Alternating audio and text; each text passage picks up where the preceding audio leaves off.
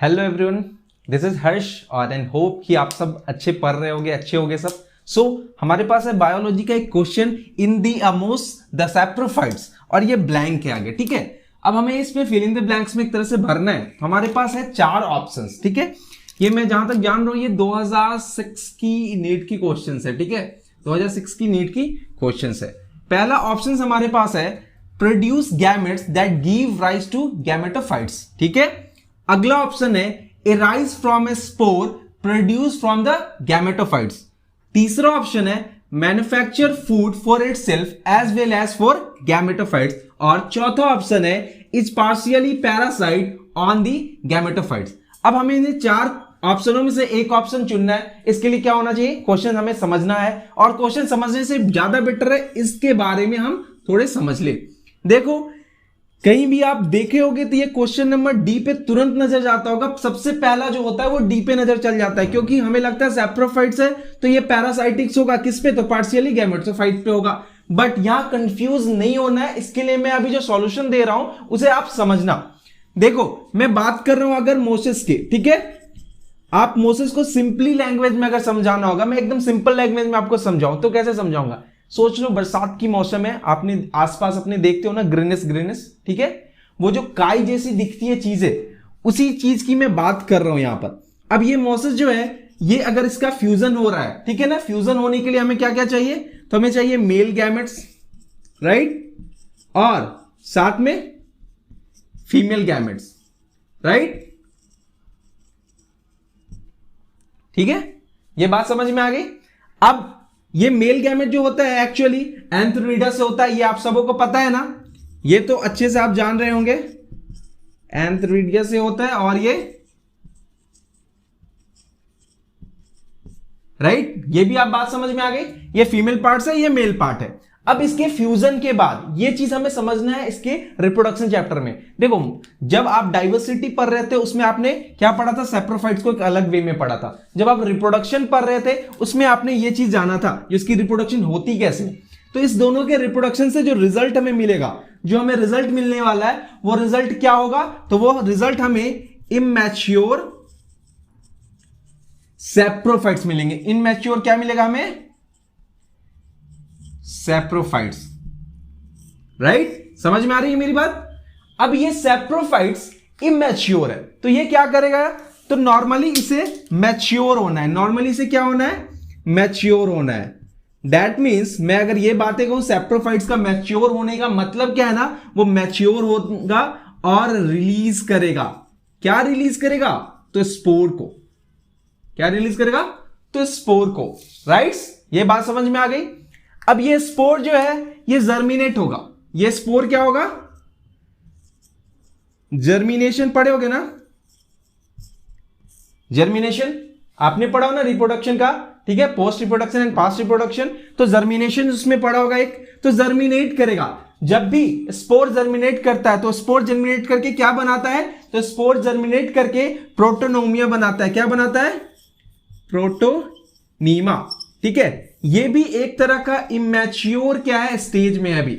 ये भी क्या है, इमैच्योर स्टेज में है। ये बात समझ में आ रही है, ये भी इमैच्योर स्टेज में है। अब देखो अगर ये इमैच्योर स्टेज में है तो इसे क्या होना है, इसे भी मैच्योर होना है। और इसे जब मैच्योर होना है दैट मींस ये गैमेटोस्पोर बनाएगा। क्या बनाएगा, गैमेटोस्पोर बनाएगा, राइट। समझ में आ गई मेरी बात। अब गैमेटोस्पोर जो है वो स्ट्रक्चर करता है 2 तरह से, ठीक है, एक फीमेल एक मेल, क्लियर, जो कि एंथ्रीडिया या आर्किनी होंगे। क्लियर, ये मेरी बात समझ में आ गई है, ठीक है। अब इसका कंक्लूजन निकालो। अभी मैंने एक नॉर्मल सा तुम्हें क्या एक सॉल्यूशन दिया है, किसके बारे में, तो मोसेस के बारे में, जो कि सैप्रोफाइट्स में होता है। अब इसका कंक्लूजन निकालना है हमें। क्या निकालना है, कंक्लूजन। किस तरह से कंक्लूजन निकालेंगे, तो नॉर्मली जब हम कंक्लूजन निकालेंगे तो हमने देखा यहां पर जो एक मेल गैमेट्स और फीमेल गैमेट्स का फ्यूजन हो रहा है, फ्यूजन होने के बाद हमें एक इमैच्योर सैप्रोफाइट्स मिल रहा है। उसके मैच्योर होने पे रिलीज हो रहा है स्पोर का, और उसके स्पोर से रिलीज होने के बाद हमें गैमेटोफाइट्स मिलते हैं, गैमेटोस्पोर्स मिलते हैं। तो अब इस सारे चीज से अगर हम सारे ऑप्शंस में देखें, अगर हम चारों ऑप्शन को एक बार फिर से ध्यान दें, तो हमारा पहला ही ऑप्शन लिख के कह रहा है produce gametes that give rise to gametophytes. दूसरा arise from a spore produce from gametophyte, कहता है एराइज करेगा स्पोर से जो कि प्रोड्यूस होता है गैमेटोफाइट से। नहीं, ऐसा नहीं है। तीसरा मैन्युफैक्चर, यहां फूड की कहीं बात ही नहीं हो रही है एस्मोसिस में। चौथा में कंफ्यूजन होगा, मैं बार बार बोल रहा हूं। कैसे? तो देखो, जब भी आप सैप्रोफाइट्स के बारे में पढ़ते हो, जब सैप्रोफाइट्स एम्ब्रियो के स्टेज में होता है, किसके स्टेज में होता है? एम्ब्रियो के स्टेज में होता है, तो वहां पर एम्ब्रियो के स्टेज में ये एक पैरासाइट के जैसे गैमेटोफाइट्स पे क्या करता है? पार्शियली अपने फूड न्यूट्रिशन के लिए ये डिपेंडेंट होता है।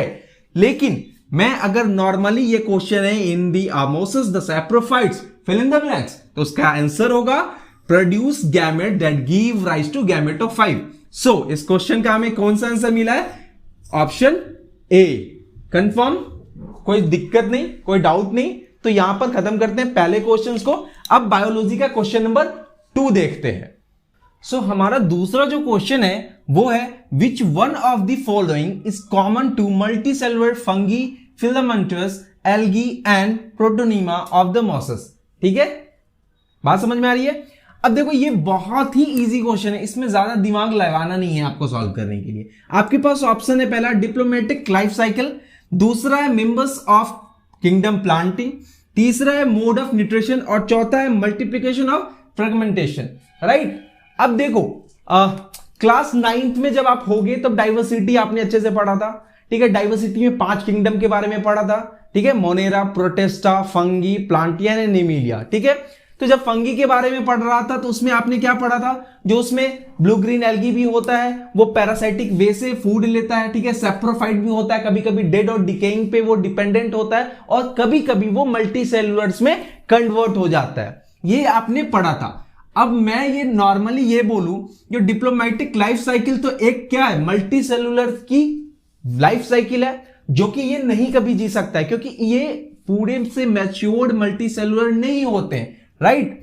दूसरा ऑप्शन पे मैं जाऊं, मेंबर्स ऑफ किंगडम प्लांटी के बारे में, तो मेंबर्स ऑफ किंगडम प्लांटी में कभी नहीं होगा, क्योंकि हमने पढ़ा है ना प्लांटी में क्या क्या होता है? थैलोफाइट्स, ब्रेफाइट्स और टिरिडोफाइट्स। ठीक है, उसी के बाद एंजियोस्पर्म एंड जिम्नोस्पर्म। बट उसमें फंगी या इसके बारे में कभी प्लांटिनिमा के बारे में नहीं लिखा है। अब आते हैं मोड ऑफ न्यूट्रिशन। देखो, मोड ऑफ न्यूट्रिशन फंगी की तो कभी कभी डेड और डिकेइंग पे भी डिपेंडेंट है, कभी कभी उसकी हेट्रोट्रॉपिक वे से होती है, कभी वो ऑटोट्रॉपिक वे से भी करता है, तो वो भी क्या हो सकता है? अलग हो सकता है। ठीक है, अब बचता है चौथा ऑप्शन, मल्टीप्लिकेशन ऑफ फर्मेंटेशन। तो मैं अगर बोलने के लिए ये आपको बताऊं, जो फंगी, फिलामेंटस, एल्गी जो है, और तीसरा प्रोटोनेमा। ठीक है, ये तीनों रिप्रोडक्शन के वे से अगर देखा जाए, किसके वे से? रिप्रोडक्शन के वे से। तो मैं तीनों के रिप्रोडक्शन वे में ये कह सकता हूं, ये तीनों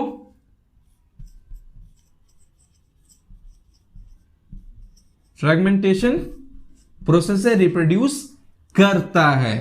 तो नॉर्मली इस क्वेश्चन को बनाने में बहुत कम समय लगने वाला है, क्योंकि आप इजीली अंडरस्टैंडेबल हो। बाकी 3 जो ऑप्शंस हैं वो मैच नहीं खाने वाले हैं। ठीक है, और जो चौथा ऑप्शन है वो बहुत क्लियरली समझा रहा है, जो मल्टीप्लिकेशन बाय फर्मेंटेशन जो होता है, मतलब जब इसे डिवाइड करना होता है। फर्मेंटेशन का मतलब क्या होता है? जब एक सेल स्प्लिट करता है दूसरे सेल में और फिर जाकर वो मैच्योर हो जाता है। वैसे ही फंगी, एल्गी और प्रोटोनीमा ये सारे अपने सेल को क्या करते हैं? स्प्लिट करते हैं, बदलते हैं। ठीक है, और फिर जाकर क्या बन जाता है? तो वो क्या बन जाते हैं? अगला मैच्योर्ड फंगी बन जाता है। तो ये क्या कह सकते हैं? Multiplication bye fermentation. Option number D is the correct option. ठीक है, समझ में आ गई मेरी बात? अब क्वेश्चन नंबर तीसरे पे चलते हैं, 3rd नंबर क्वेश्चन पे देखते हैं।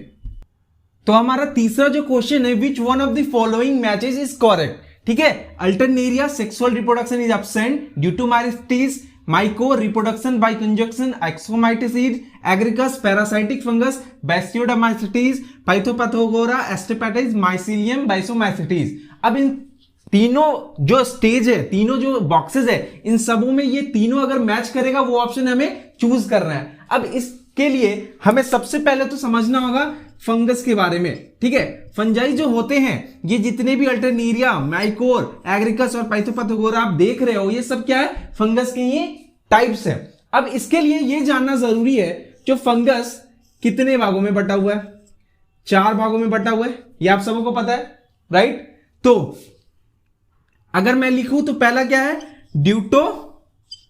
ड्यूटोरामाइसीटीज, ठीक है, पहला आपका हो गया। दूसरा क्या है ना, बेस्डियोमाइसीटीज, ठीक है, दूसरा आप समझ गए। चौथा है आपका एस्कोमाइसीटीज, ठीक है, फाइकोमाइसीटीज, ये चारों में बटा हुआ है।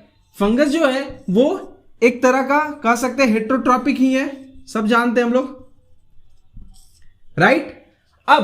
अब इसे समझने के लिए हमें ऑप्शन जो है वो मैच कराने होंगे, जो क्या ये ऑप्शन जो है ये मैच कर रहे हैं या नहीं कर रहे हैं। देखो पाइथोपैथोगोरा, एस्टेपेटिड, माइसीलियम, हाँ सही है, बट पाइथोपैथोगोरा की अगर बात करें तो ये फाइकोमाइसीटीज में आता है, तो यहीं पर ये ऑप्शन को हम क्या कर देंगे, रिमूव कर देंगे, जो नहीं भाई ये नहीं होने वाला है।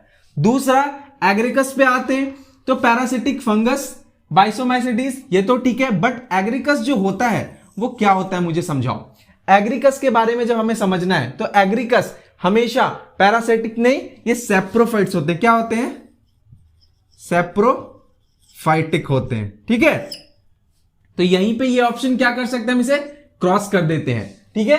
अब हमारे पास अगला ऑप्शन है माइकोर। माइकोर के बारे में दिया हुआ है एक्सोमाइसीटीज, ठीक है, तो माइकोर पहले ही आ जाता है, ये भी चला जाता है किसमें, तो माइकोर किसमें चला जाएगा, तो ये चला जाएगा फाइकोमाइसीटीज में, तो यहीं पे ये ऑप्शन हो जाता है गलत। तो देखो कितना इजी हुआ, किसी क्वेश्चन को समझने के लिए 2-3 फैक्ट याद रखना। क्या याद रखना है हमें, एक तो तुम्हारा नॉलेज जो है वो तुम तुरंत क्या करते हो, अगर 1 नंबर ऑप्शन पे आ तो पता है, ठीक है, करेक्ट है, हमने साइन कर दिया, मैंने लगा दिया सारा चीज, ठीक है।